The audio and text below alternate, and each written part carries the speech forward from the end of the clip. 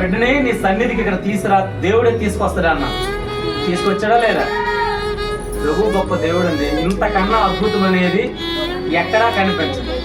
గోవింద్ గారు ఆ గేటు దగ్గర ఇద్దరు కన్నీళ్ళతో అంటారు, బాబు వెళ్ళిపోయాడన్నా, ఇందాక నుంచి వెతుకుతా ఉన్నాము, ఏం చేయాలో అర్థం కావడం లేదు అని చెప్పేసి అంటా ఉన్నారు. నేను అన్నాను, నువ్వు దేవుడి మందిరంలోకి వచ్చి నువ్వు అక్కడ మోకరించి కూర్చి ప్రార్థన చేయి, నీ కొడుకుని ఇక్కడ తీసుకురాకపోతే అడుగు అన్నా. ఏమ్మా అన్నానా లేదా? అన్నా, నోటితో చెప్పమ్మా. అన్నాను కదా. దేవుడు ఎలా రప్పించాడు. దేవునికి స్తోత్రం. అంత గొప్ప దేవుడు కలిగి ఉన్నాం. Very good. కూర్చున్నా.